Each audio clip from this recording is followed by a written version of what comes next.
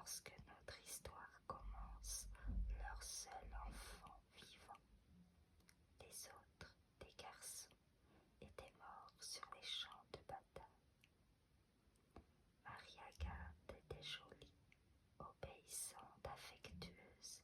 Elle savait un peu lire et écrire, pas trop, juste assez pour ne rien perdre des grâces de son sexe. Avec tout ça, riche héritière,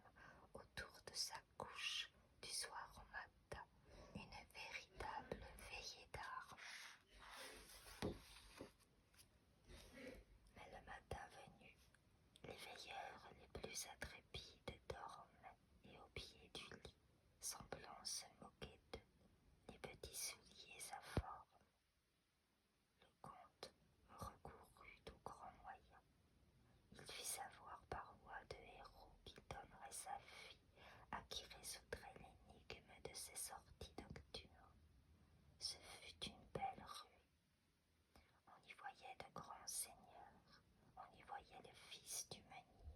On y voyait un tailleur de pierre, un vendeur d'orvietan, un montreur d'ours, de riches prêteurs et de pauvres journaliers. Tous durent y renoncer, et ce fut avec un amer pessimisme que le comte reçut la candidature du jeune marquis Hubert de Dié de la Flèche.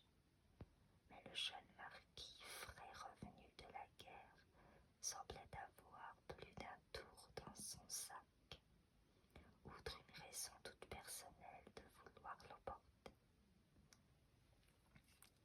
Je réussirai, monsieur, dit-il au comte qui hochait tristement la tête.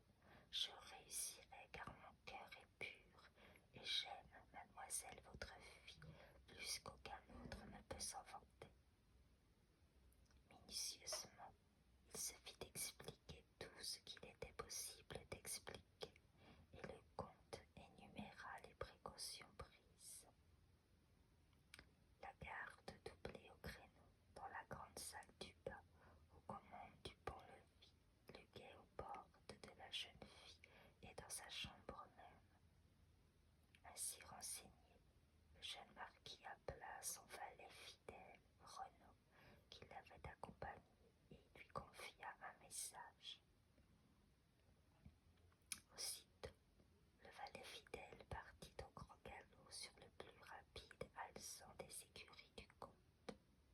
La nuit commençait à embrumer la campagne quand il revint et remit à son jeune maître un mystérieux sachet. À quoi bon vous le cacher? Renaud s'était rendu auprès d'une gracieuse dryade à qui son maître avait sauvé la vie en interdisant que fût abattu le hêtre superbe qui la retenait dans ses branches. Comme toutes fées, les dryades peuvent être rancunières, mais reconnaissantes, elles le sont toujours.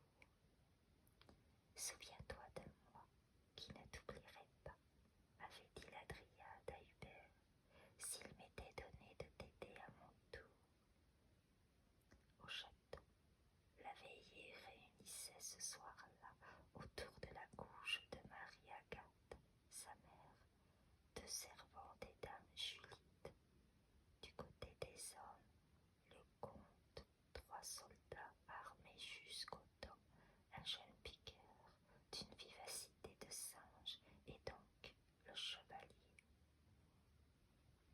Minuit, à l'éclat mouvant des lampes, on distingue, sous ses couvertures de soie, la forme immobile de Marie-Agathe. Chez les veilleurs aussi, la vie paraît suspendue. D'abord, il y avait eu un doux réprimé, un froissement d'étoffe, le choc d'une arme dont le bruit s'élargissait dans le silence réprobateur, comme dans l'eau, les cercles que trace la chute d'un caillou. Ces notes diverses se confondirent dans une orchestration sonore. Les veilleurs ne veillaient plus, ils s'étaient endormis. Pas tous. Notre chevalier gardait les yeux bien ouverts. Il portait sur sa poitrine le mystérieux sachet rapporté par Renaud. Mais il ne tarda pas à comprendre qu'il devait feindre d'avoir, comme les autres, sombré dans le sommeil, car Marie-Agathe, soulevée sur un coude, examinait sa garde vaincue. Rassurée, elle rejeta ses couvertures de soie et apparut tout habillée. Pauvre dame Juliette, elle n'en croirait pas ses yeux. La jeune fille, avec un soupir triste, mit ses chaussures neuves, brillantes comme des souliers de bal. Ensuite, elle s'assit devant son miroir, arrangea ses cheveux en une haute coque entourée d'un léger diadème de diamants et de saphirs. Les gestes lasses, de plus en plus lasses, elle se drapa, s'ennuagea plutôt d'un voile lumineux et bleuté comme les pierres de sa coiffure.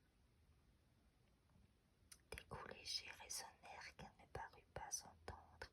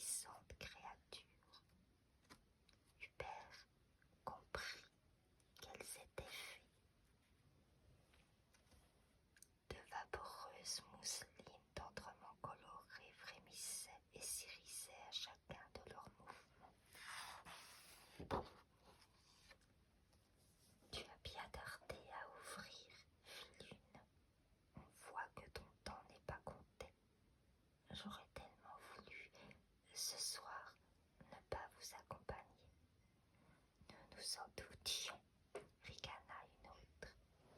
Le beau soldat est revenu de guerre, chantonna la troisième. N'ai-je pas le droit d'aimer et d'être aimé? Le métier des arts est une haute école de maîtrise de soi. Hubert eut la force de se contenir, et le vaporeux quatuor disparut. La trappe se referma, pour s'ouvrir de nouveau 1 ou 2 minutes plus tard sous les doigts du chevalier. Une échelle y était accrochée.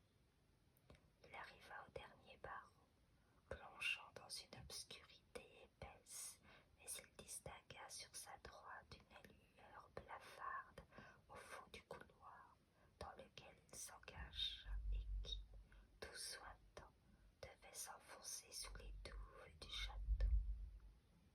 À chaque pas, il manquait de glisser et il se sentait frôlé par il ne savait quoi de vivant qu'il dérangeait.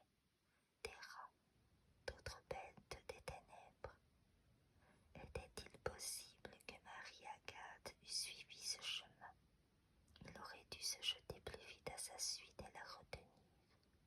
Tout à coup, à la blafarde lueur succédait une atmosphère de crépuscule, violet et lourd comme un deuil, et où s'élevaient des arbres de métal.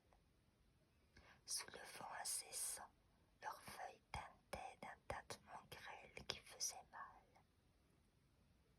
Mais de tout cela, le chevalier eut à peine conscience, sous le choc d'une vision combien plus incroyable. Dans l'espace circulaire formé par les arbres sans vie, Marie-Agathe et les visiteuses de la nuit dansaient en silence. Elles dansaient et leurs cavaliers, cornus, avec des pieds de chèvre, se les passaient tour à tour. C'était plus qu'il n'en pouvait supporter. Fonçant dans la mêlée, il en arracha Marie-Agathe. Marie-Agathe qui s'écriait d'un air de douce extase. « Enfin, vous êtes venu. Demain, il eût été trop tard. » Tandis que tout soudain s'effaçait l'enclos maléfique, ses démons et ses fées, pour laisser place à une pénombre sans mystère. Ce fut presque avec aisance que le hardi chevalier, portant son cher fardeau, refit en sens inverse le parcours de tout à l'heure. Marie-Agathe avait été victime de 3 méchantes fées, jalouses de sa beauté. Elles étaient belles, elles aussi, seulement elles ne l'étaient plus que de minuit à l'aube, où elles redevenaient laides à faire peur. Telle avait été la sentence du grand tribunal des fées pour les punir d'avoir mesuré de leur grâce naturelle et de ces quelques heures de beauté. Elle ne pouvait profiter que sous terre, elle qui avait tant aimé la danse sur les grandes pierres plates des prairies, par les fluides soirs de lune, entre les bras de quelques beaux sylphes, était condamnée à n'avoir pour partenaire que ces diables hideux. Elles crurent supporter mieux leur triste sort en se donnant une compagne d'infortune et choisirent Marie-Agathe. Pour obtenir qu'elle les suivît et n'en dit rien, elles la menacèrent de se venger sur ses parents. Par amour filial, la jeune fille obtempéra et garda son affreux secret. Chaque nuit, elle devait répondre à l'appel des fées mauvaises et danser jusqu'à l'usure de ses semelles emportées par les faunes. Seul un homme assez habile pour en percer le mystère et assez courageux pour embraver le danger pouvait mettre fin à son supplice, à condition encore qu'il ne se fît pas trop attendre. Passé le délai fixé par ses ennemis, Marie-Agathe ne pourrait plus être sauvée. Or, ce délai expirait le soir même où l'amoureux chevalier